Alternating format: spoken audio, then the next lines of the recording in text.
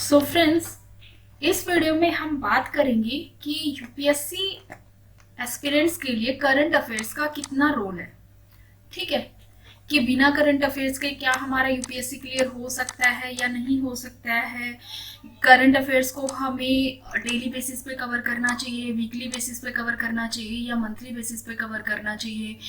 और पीटी 365 जो आती है या फिर मेंस 365 आती है, सिर्फ वो इनफ है या फिर हमारा काम तब तक नहीं चल सकता जब तक कि हम द हिंदू जैसे न्यूज़पेपर को नहीं पढ़ते। तो इस वीडियो में हम ये सारे क्वेश्चंस को टैकल करेंगे, बट उससे पहले वेलकम टू स्टडी आईएएस लेन। तो फ्रेंड्स, आज की हमारी वीडियो है कि करंट अफेयर्स का क्या रोल है हमारे यूपीएससी जर्नी के दौरान। ठीक है, तो करंट अफेयर्स का रोल वैसे बताने के लिए तो सब बता लेते हैं कि करंट अफेयर्स का क्या रोल है, बट एक्चुअली रोल कब समझ में आएगा जब हम देखेंगे कि पीवाईक्यूज में क्वेश्चंस जो है वो कैसे पूछे गए हैं। क्या क्वेश्चन सिर्फ स्टैटिक पूछे गए हैं या करंट अफेयर से पूछे गए हैं या इंटरलिंकेज है। ठीक है, तो सबसे बेहतर तरीका है इस नीड को आइडेंटिफाई करने का कि हम पीवाईक्यूज को देख लेते हैं। तो देखो, दो पेपर माने जाते हैं सबसे ज्यादा। क्या है कि अगर मैं देखूं कि क्या रिक्वायरमेंट है हमारी, एक सेकेंड, करंट अफेयर्स की। देखो, पेपर 1 में आपका क्या आता है, पेपर 1 जो आता है हमारा, मैं दूसरा पेज निकाल लेती हूँ, एक सेकेंड बस। तो पेपर 1 में हमारा क्या आता है, पेपर 1 आपका आ जाता है, हिस्ट्री वाला पोर्शन आ जाता है, आपका ज्योग्राफी वाला पोर्शन आ जाता है, आपका कुछ पोर्शन जो होता है वो सोसाइटी वाला आ जाता है। आजकल कुछ क्वेश्चंस जो है वो एनवायरनमेंट और ज्योग्राफी जो दोनों से मिला के हैं, तो वैसे भी क्वेश्चंस जो है यूपीएससी में हमारे पूछे जाते हैं। ठीक है, और यहाँ पे दूसरा हमारा, अगर हिस्ट्री में भी देखें तो आर्ट और कल्चर है ना, उसको भी यहीं पे आप लगा के चलना। ठीक है, तो ये आ जाता है। यहाँ पे करंट अफेयर्स का कितना रोल होगा, हिस्ट्री से कोई क्वेश्चन क्या करंट अफेयर से रिलेटेड आ सकता है? नहीं आ सकता। आर्ट एंड कल्चर से नहीं आएगा। ज्योग्राफी से बेसिकली क्या चीज है ज्योग्राफी में, कि आपको कंसेप्ट्स तो सारे के सारे वही यूज होते हैं कि अगर कोई क्वेश्चन मान लो साइक्लोन के बारे में आता है तो आपसे ये तो कभी नहीं पूछा जाता कि बताओ साइक्लोन कहाँ पे आया है ना, उसके बारे में आपसे नहीं पूछा जाता। बट आपसे पूछा जाएगा कि साइक्लोनिक कंडीशन मतलब कंडीशंस कौन कौन सी होती हैं एक साइक्लोन के आने के लिए, या फिर आपके अगर कहीं पे आ जाता है कुछ डिजास्टर वगैरह वहां पे हो जाता है तो ऐसे क्वेश्चंस पूछे जाएंगे, या कहीं अर्थक्वेक से रिलेटेड क्वेश्चन पूछा जा सकता है, सुनामी से रिलेटेड क्वेश्चन पूछा जा सकता है। लेकिन ये ऑलरेडी आपके सिलेबस में गिवन है, तो क्या आप ये बोलोगे कि क्योंकि साइक्लोन आया था that's why UPSC have asked this questions? नहीं, है ना। तो हमारे लिए क्या है कि वहां पे सारा हम करंट अफेयर्स का रोल नहीं लगा सकते। उसके बाद आ जाता है आपका सोसाइटी। सोसाइटी से बेसिकली आपके घूम फिर के क्वेश्चन वही पूछे जाते हैं अगर आप पीवाईक्यूज में देखते हैं। बट अगर हम यहाँ से लगा के चले कि पेपर 1 में 250 नंबर का अगर पेपर आता है तो हम अप्रोक्सीमेट ये लगा के चलते हैं कि चलो छोड़ लो कि आपका जो है सिर्फ 50 नंबर का यहाँ से करंट अफेयर्स आया होगा। वैसे ये भी पॉसिबिलिटी नहीं होती है, हम देख लेंगे पेपर जब हम चेक करेंगे, बट फिर भी हम लगा के चलते हैं। अब अगर मैं लगा के चलूं कि हमारा पेपर 2 वाला जो आता है और बेसिकली पेपर 3, ठीक है, पेपर 3 को हम सबसे ज्यादा मानते हैं कि वो करंट ओरिएंटेड हमारा पेपर आता है। ये कितने का हो गया, 250 नंबर का। अब देखो, अगर हम यूपीएससी के सिलेबस को देख लेते हैं तो अगर हम देखें तो हमारा जो ऑप्शनल है, लाइक मेरा ऑप्शनल ज्योग्राफी है, तो ज्योग्राफी में अगर मैं करंट अफेयर्स का रोल बोलूं तो क्योंकि ज्योग्राफी में एग्रीकल्चर भी पूछा जाता है, ज्योग्राफी में आपका एनवायरनमेंट भी पूछा जाता है, ज्योग्राफी जो है आपका करंट अफेयर से रिलेटेड भी होता है, ज्योग्राफी आपका आईआर भी कंसिस्ट करता है, और क्या है ज्योग्राफी में आपके मिनरल्स वगैरह होते हैं, ये भी चीज होती है। अब अगर देखा जाए तो इसमें सारे एस्पेक्ट्स वही होते हैं जो करंट अफेयर्स में होते हैं, लेकिन फिर भी जो थीम होती है वो हमेशा स्टैटिक होती है। ठीक है, उनका लिंकेज करना होता है, ऑब्वियस सी बात है, वो हम कैसे करेंगे वो हम आगे देखेंगे। ठीक है, उसके बाद अगर मैं यहाँ पे देखूँ तो मेरा ज्योग्राफी ऑप्शनल में अगर मेरा 500 मार्क्स का पूछा जाता है ज्योग्राफी ऑप्शनल, तो मैं बिल्कुल ये बोलना चाहूंगी कि अगर हम ज्यादा नहीं करते ना तो ऑलमोस्ट अप्रोक्सीमेट हमारा जो है 450 मार्क्स का सिर्फ स्टैटिक वाला पूछा जाता है, और जिसका करंट अफेयर से रोल नहीं होता है या होता है तो थोड़ा बहुत होता है, और वो थोड़ा बहुत आपका 50 नंबर में कवर हो जाता है, इससे ज्यादा आपको नहीं करना होता है। ठीक है, किसी भी ऑप्शनल की लगा के चल सकते हैं। उसके बाद आपके देखो ऑप्शनल के 500 मार्क्स हो गए। ऐसे का क्या रोल है आपका करंट अफेयर से? कोई रोल नहीं है आपका करंट अफेयर से। हो सकता है कि आप थोड़े बहुत एग्जाम्पल इसमें लिखना चाहो, बट वो भी जरूरी नहीं है। उसके बाद आपका पेपर 1 आ जाता है। पेपर 1 के मैंने यहाँ 50 मार्क्स फिर भी हटा दिए हैं, तो हम लगा के चलते हैं कि यहाँ पे 200 मार्क्स आ जाते हैं। अब ये आपके कितने हो गए? 750, यानी कि आपका 950 का आपका पेपर ऐसा हो गया जिसमें कि आपको करंट अफेयर्स की कोई रिक्वायरमेंट नहीं है। ठीक है। उसके बाद अगर मैं बात करूं पेपर 2 की और पेपर 3 की, ठीक है, तो यहाँ पे देखो आपका पेपर 2, क्या आपका पेपर 2 का सारा सिलेबस करंट अफेयर से आता है? तो सारा का सारा आपका करंट अफेयर से नहीं आता।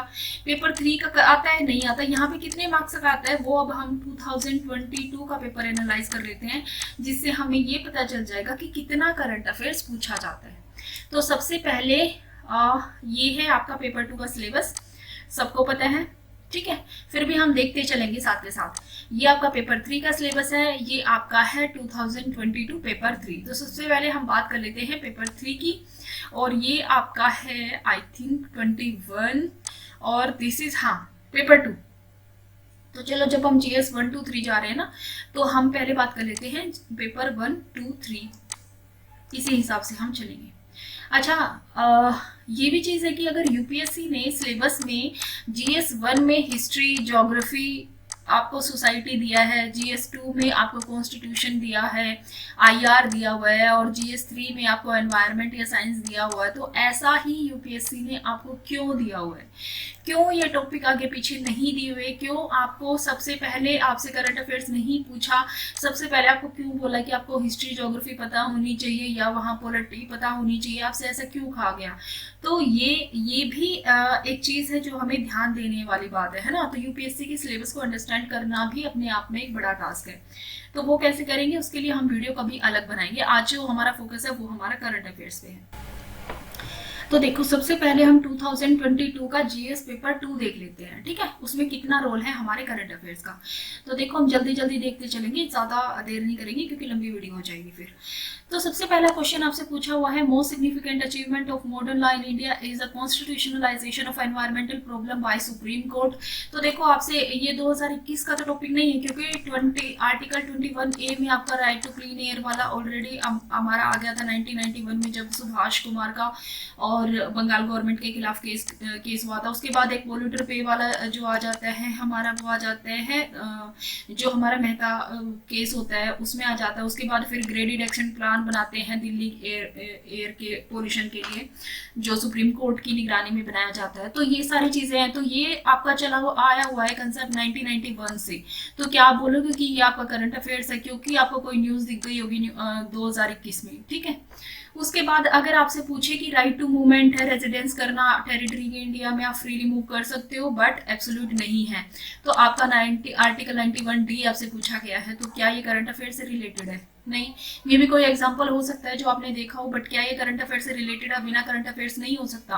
तो ऑब्वियसली बात हो सकता है। उसके बाद डिसेंट्रलाइजेशन ऑफ पावर्स के बारे में आपका ओपिनियन पूछा गया है, तो क्या ये आज का टॉपिक है? करंट अफेयर्स है? नहीं। Role of vice president current affairs है? नहीं। National commission of backward classes है, वो आपकी स्टेच्यूटरी बॉडी से कॉन्स्टिट्यूशन बॉडी बन गई थी 102 कॉन्स्टिट्यूशन अमेंडमेंट एक्ट, वो भी 2018। क्या ये करंट अफेयर्स है? नहीं। आपकी गति शक्ति योजना के बारे में हम बात कर सकते हो, तो बेसिकली चलो ये लगा सकते हो कि आपका जो है 10 नंबर का क्वेश्चन करंट अफेयर से आ जाता है। उसके बाद पर्सन विद डिसेबिलिटी एक्ट जो है आपको ये बताना है कि वो सिर्फ आपका कहाँ पे बन के रह गया है, वो सिर्फ आपका लीगल डॉक्यूमेंट हो गया है, यानी कि वहां पे उसकी फंक्शनरीज अच्छे तरीके से नहीं चल रही। तो क्या ये करंट अफेयर्स है? नहीं। मे बी आपको कहीं एग्जाम्पल दिख सकता है। उसके बाद आपसे डायरेक्ट बेनिफिट ट्रांसफर स्कीम्स के बारे में पूछा गया, क्या ये करंट अफेयर्स है? नहीं। GS पेपर 3 में तो खुद ये मेंशन भी किया गया है आपका टॉपिक, ठीक है। उसके बाद इंडो श्रीलंका के बारे में पूछा गया है, क्या ये करंट अफेयर्स का टॉपिक है? नहीं। और ये हमें कैसे पता चलता है? देखो जब मैं पेपर 2 अगर मैं निकाल लेती हूँ ना, तो हमारा यहाँ पे हम देख सकते हैं कि एक सेकेंड, देखो आपसे पूछा गया है यहाँ पे आपके इंडिया और इट्स नेबरहुड। तो क्या ये करंट अफेयर्स है? इंडिया श्रीलंका आप जब IR करते हो तो क्या हम नहीं पढ़ते हैं? तो ऑब्वियसली बात हम पढ़ते हैं। ये इंपॉर्टेंट सिर्फ इसलिए हो जाता है कि कोविड-19 के दौरान हमने क्या उनकी हेल्प की और वहां पे जो प्रॉब्लम्स आ गई थी उसके बाद इंडिया का क्या रोल है। ठीक है, तो ये सिर्फ आपको ये पता चला करंट अफेयर से कि यहाँ कैसे रोल बढ़ गया इस टॉपिक का आने का, बट क्या ये करंट अफेयर्स का टॉपिक है? नहीं। उसके बाद आपसे बिम्स्टेक और सार के बारे में पूछा गया, इनको बताना है, इनके बीच में सिमिलैरिटी डिसिमिलैरिटी, करंट अफेयर्स है? नहीं। आपसे आपको GS टॉपिक में आपसे डायरेक्टली आपसे पूछा गया है कि इंस्टीट्यूशंस के बारे में आपको पढ़ना है, उनके स्ट्रक्चर के बारे में, मैंडेट के बारे में, तो क्या आपको कंपैरिजन नहीं आना चाहिए? आना चाहिए। सार्क वैसे भी आपका PYQ से रिपीट हो जाता है।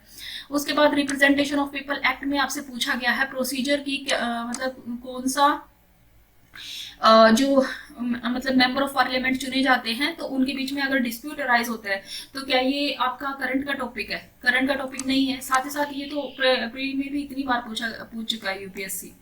उसके बाद आपसे दोबारा से पूछा गया है गवर्नर के बारे में कि आपको बताना है कि कौन सी कंडीशंस इंपॉर्टेंट है to exercise the legislative power by the government, current affairs है? नहीं। उसके बाद आपसे पूछा गया है कि जो पॉलिटिकल पार्टीज हैं वो सेंट्रलाइजेशन को फेवर करती है इंडिया में, जो नेशनल पार्टीज हैं, वहीं जो रीजनल पार्टी है वो स्टेट ऑटोनॉमी को फेवर करती है। तो ये आपके यह करंट अफेयर्स है? नहीं। जब हम नेशनल पार्टी और जो रीजनल पार्टी पढ़ते हैं उस टाइम पे तो हम ये चीज ऑलरेडी देखते हैं, करंट अफेयर्स से नहीं है।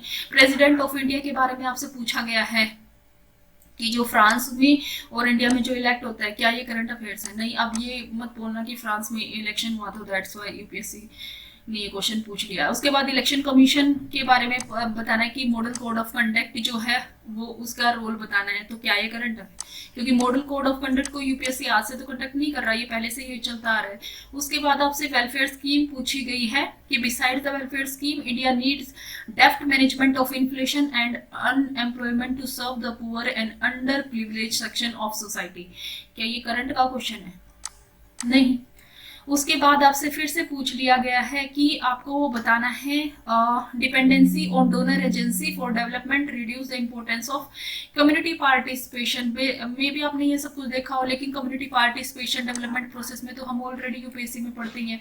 उसके बाद आपके आता है कंपल्सरी एजुकेशन एक्ट 2009 के बारे में आपको बताना है। ठीक है, तो ये करंट अफेयर्स का क्वेश्चन नहीं हो जाता आपके पास, ये करंट अफेयर्स का आपका क्वेश्चन हो जाता है इंडिया इजराइल वाला। बट अगर आप देखोगे ना 2021 में इन्होंने ये पूछा हुआ था ऑस्ट्रेलिया, UK, US वाली ऑर्गेनाइजेशन का, उससे पहले आपका क्वाड पूछा गया था। तो अगर ऐसा देखते हैं तो ये भी आइडिया लगा सकते थे कि ये क्वेश्चन पूछा जाएगा। उसके बाद आपका क्लीन एनर्जी वाला क्वेश्चन है, क्या पहली बार पूछा गया क्लाइमेट चेंज? नहीं, पहली बार नहीं पूछा गया। तो करंट अफेयर्स का बोल सकते हो। कितने करंट अफेयर्स के क्वेश्चन हुए आपके यहाँ से? 15 मार्क्स का एक करंट अफेयर्स का क्वेश्चन आपका बना। उसके बाद यहाँ पे आपका बना था 10 नंबर का, यानी 25 नंबर का। ज्यादा से ज्यादा अगर आप एक दो टॉपिक और लगा के चलो कि नहीं ये करंट अफेयर से आए ही होंगे तो कितने नंबर के आगे होंगे? 50 नंबर के, 200 नंबर तो फिर भी आपका ऐसा है कि जो आपका करंट अफेयर से रिलेटेड नहीं है, जिसको आप टैकल कर सकते हो without help of current affairs. तो पेपर 2 में हमने देख लिया कि 200 के अप्रोक्सीमेट मार्क्स का जो है ऐसा आया है जो आपका करंट अफेयर्स की जिसमें जरूरत आपको नहीं है। ठीक है, कि बिना करंट अफेयर्स के आपका टॉपिक हो नहीं सकता। उसके बाद हम देख लेते हैं हमारा पेपर 3, तो हमें और आइडिया लग जाएगा। पेपर 3 देख लेते हैं। देखो, प्राइवेट पब्लिक प्राइवेट पार्टनरशिप पूछा है, इंफ्रास्ट्रक्चर प्रोडक्ट में रिक्वायर्ड है, और फिर उसका रोल बताना है रेलवे स्टेशन की रीडेवलपमेंट में। क्या ये प्रीलिम्स क्या ये करंट अफेयर्स का क्वेश्चन है? पब्लिक प्राइवेट पार्टनरशिप UPSC इससे ऑलरेडी क्वेश्चन पूछ चुका है, क्या ये आपका करंट अफेयर्स का मानोगे? नहीं। उसके बाद इंक्लूसिव ग्रोथ जो है आपकी, उसके बारे में पूछा गया। इंक्लूसिव ग्रोथ तो खुद एक आपका UPSC ने टॉपिक दिया हुआ है, जब आप सिलेबस को देखते हो। एक सेकंड, ये रहा इंक्लूसिव ग्रोथ और उसके इश्यूज जो भी आते हैं। तो क्या आप इसको मानोगे कि क्योंकि इंक्लूसिव ग्रोथ की बात करंट अफेयर्स में हो रही थी, अगर नहीं होती तब भी आपको कवर करना पड़ता है ना UPSC, क्योंकि सिलेबस में ऑलरेडी आपको मेंशन किया हुआ है। उसके बाद आपसे PDF सिस्टम के बारे में पूछा है, ये भी आपका सिलेबस से डायरेक्टली मैच करता है आपका।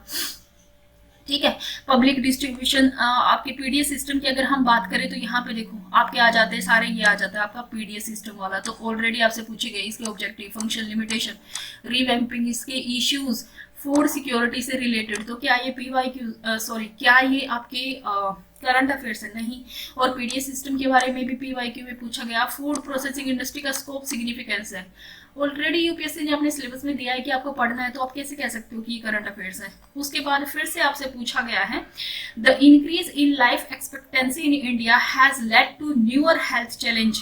अब हेल्थ चैलेंज ऐसा तो है नहीं, हाँ कोविड आने के बाद ये चीज़ें थोड़ी ज़्यादा हो गई है कि ज़्यादा हम इस चीज़ पे ध्यान देते हैं, लेकिन अगर आप देखोगे कि क्या कोविड 2021 में आया है, क्या हेल्थ चैलेंज आपके पास 2021 में 2022 में शुरू हुए, उससे पहले नहीं थी? तो क्या ये करंट अफेयर्स का टॉपिक है? नहीं। उसके बाद अगर हम फिर से देख लेते हैं कि एवरी ईयर एक large plant material cellulose dispose होता है प्लानेट अर्थ पे। अगर मान लो मैं इस क्वेश्चन को करंट अफेयर्स का लगा के भी चलूं, तो आप कितनी डिटेल में न्यूज़पेपर पढ़ रहे होगे कि अगर आपको ये क्वेश्चन आता होगा, ठीक है, कि आपने एक एक चीज एक एक पॉइंट को पढ़ा होगा। फिर उसके बाद सिर्फ पढ़ा नहीं होगा कि वहां पे अगर आपको सेलुलोज के बारे में कभी कोई टॉपिक दिया होगा तो फिर आप गूगल गए होगे और आपने उसको पूरा गो थ्रू किया होगा, ठीक है। और इतना कोई नहीं करता है, बट फिर भी मान लेते हैं कि ये क्वेश्चन है। फोटोकेमिकल स्मोक के बारे में आपसे क्वेश्चन पूछा गया है, 1990 का आपसे प्रोटोकॉल पूछा गया, करंट अफेयर से नहीं। उसके बाद आपसे पूछा गया है कि क्लाउड बर्स्ट, क्या पहली बार इंडिया में दो रिसेंट एग्जांपल है, यहाँ हम मान सकते हैं कि 10 नंबर में से चलो आपसे 3 नंबर के अगर मैं एग्जांपल लगा के चलो 7 नंबर का ये लगा के चलो, तो 3 नंबर का आपसे पूछ लिया होगा कि आपको रिसेंट के एग्जांपल पता होनी चाहिए, बट रिसेंट के एग्जांपल में भी सिर्फ 2022 के जरूरी है क्या? उसके बाद आपसे पूछा गया ऑर्गेनाइज क्राइम के बारे में और लिंकेज के बारे में। यूपीएससी का खुद का सिलेबस है, एमए ये दिया हुआ है लिंकेज। एक सेकेंड, कहाँ गया? हाँ ये रहा, linkage of organised crime with terrorism. तो लिंकेज आपसे ऑलरेडी इन्होंने पूछी हुई है, तो आपको नहीं करना है, तो ऑब्वियस सी बात आपको करना है। और ये सारे जो सिक्योरिटी के क्वेश्चन है ना, बेसिकली आपके PYQ से सारे के सारे रिपीट होते हैं। उसके बाद आपसे मैरीटाइम सिक्योरिटी चैलेंज के बारे में पूछा गया। जब आपको सिक्योरिटी की बात करते तो क्या हम कोस्टल सिक्योरिटी की बात नहीं कर रहे?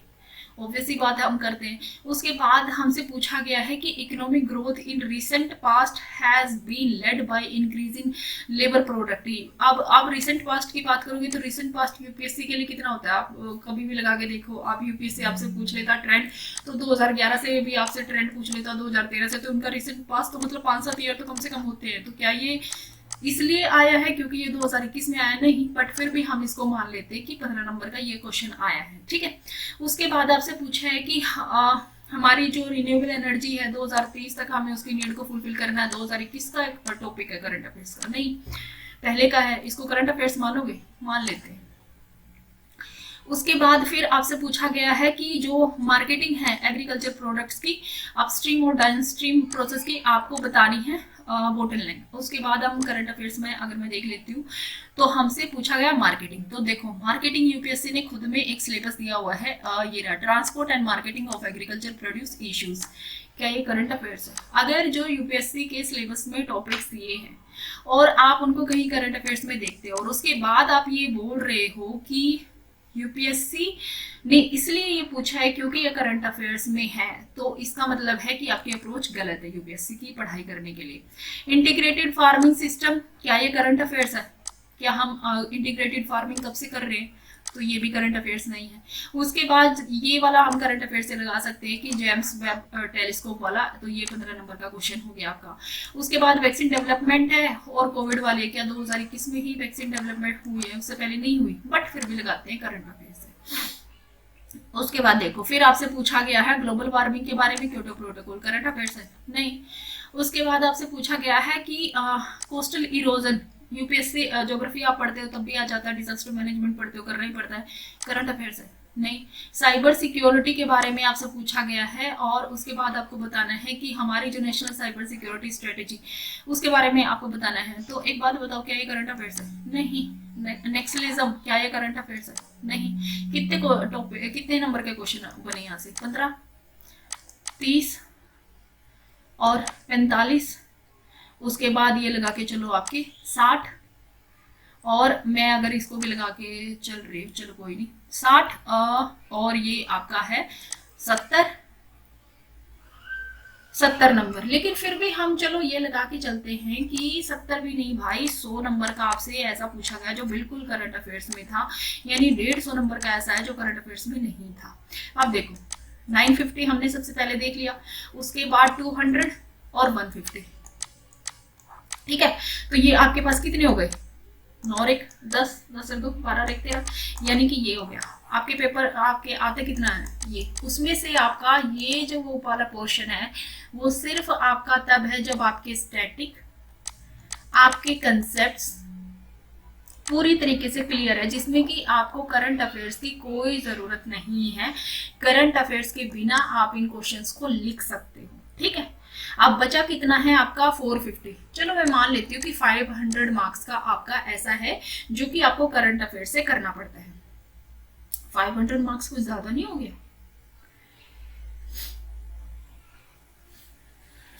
पर फिर भी हम लगा के चलते हैं कि 500 नहीं, 500 मार्क्स कैसे हो गया।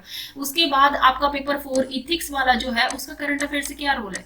आप बोलोगे कि करंट अफेयर से ये रोल है क्योंकि उसमें आपको एग्जांपल्स डालने होते हैं, बट क्या आप न्यूज़पेपर इस तरीके से पढ़ते हो कि आपको एक एक चीज जाके देखते हो कहाँ पे क्या हो रहा है, कहाँ पे क्या नहीं हो रहा। इससे कहीं ज्यादा बेहतर है कि आप इथिक्स के जो एग्जांपल्स दिए होते हैं एक जगह पे, जो कोर्स दी होती हैं, आप उनको उठाओ और उनको पढ़ लो। तो ये आ गया आपका 250 नंबर का पेपर, इथिक्स वाला पेपर आपका यहाँ से आ जाता है, ठीक है। मेरा कहने का मतलब है कि आपको देखो कितना जरूरत पड़ी करंट अफेयर्स के को प्रिपेयर करने की, ज्यादा नहीं है, ठीक है। उसके बाद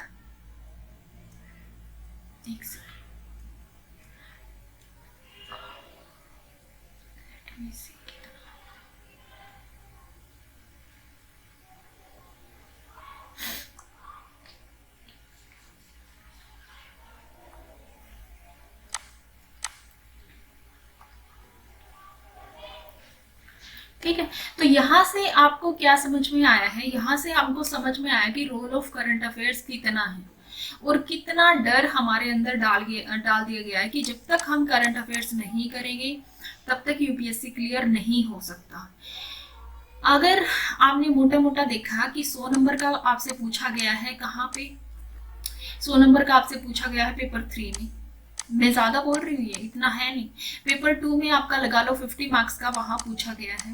पेपर 1 में भी 50 मार्क्स का मैंने रोल लगा लिया, और ऑप्शनल सबका डिपेंड करता है। जैसे पीएसआईआर है तो हम ज्यादा रोल मानते हैं करंट अफेयर्स का, बट मेरा ज्योग्राफी ऑप्शनल है तो इतना ज्यादा रोल नहीं है, वहाँ कंसेप्ट का रोल है। बट फिर भी मैं लगा के चलती हूँ कि वहां पे आपका 100 मार्क्स का करंट अफेयर्स से रिलेटेड क्वेश्चंस होते हैं, कुछ रिपोर्ट्स होते हैं या कुछ ऐसा डाटा, इन सबको मिला के मैं बोल रही हूँ, ठीक है। तो ये आपका आ गया 300 मार्क्स, यानी कि 1750 में से सिर्फ आपको 300 मार्क्स का करंट अफेयर्स प्रिपेयर करना है। और हम इस 300 मार्क्स के लिए कितना टाइम लगाते हैं, मुझे लगता है कि हमारा ज्यादातर टाइम जो होता है ये सिर्फ इन 300 मार्क्स के इर्द गिर्द घूमता रहता है। और इसमें भी एक बात है, अगर आप यूपीएससी प्रीलिम्स का जब पेपर देते हो ना, तो प्रीलिम्स में जो क्वेश्चंस, जो टॉपिक्स पूछे जाते हैं, अगर उनको मेंस के लिए प्रिपेयर कर लोगे तो 300 वाला जो है ये आपका और भी ज्यादा कम हो जाता है स्कोर, ठीक है। तो सबसे पहले आपको खुद से सवाल करना चाहिए कि क्या आपका जो हमारा 1400 मार्क्स का है, या फिर आपका चलो 1300 लगा लो, अगर ये है आपका इतने मार्क्स का, क्या आपका पहले प्रिपेयर्ड है जो आप करंट अफेयर्स की तरफ भाग रहे हो, इसको आप कितना टाइम दे रहे हो, और करंट अफेयर्स को आप कितना टाइम दे रहे हो, ठीक है। ये दो चीजें हैं आपको जो कंपेयर करनी चाहिए। अब आपका मेन क्वेश्चन आता है कि करंट अफेयर्स कहाँ से पढ़ना चाहिए, करंट अफेयर्स कितना पढ़ना चाहिए। तो आई थिंक ये वीडियो लंबी हो जाएगी, ये तो हम इस वीडियो के बारे में कल बात करेंगे कि करंट अफेयर्स हमें कहाँ से पढ़ना चाहिए, हिंदू पढ़ना चाहिए या नहीं पढ़ना चाहिए। करंट अफेयर्स जो है उसके लिए आपको कोई मैगजीन भी पढ़नी चाहिए, ठीक है। तो इसके बारे में हम कल बात करेंगे। तो अगर आपके कुछ मिथ्स जो हैं वो खत्म हुए हैं इस वीडियो से, तो हमारे वीडियो को लाइक, शेयर और सब्सक्राइब जरूर करें, ठीक है। और ज्योग्राफी ऑप्शनल के अगर आपको स्ट्रेटेजिक वीडियो देखनी है या फिर आपको टॉपिक से रिलेटेड देखनी है, तो आप जो है वो वीडियो भी हमारे चैनल पे जाके देख सकते हैं। तो मिलते हैं नेक्स्ट वीडियो में, till then thank you, bye bye.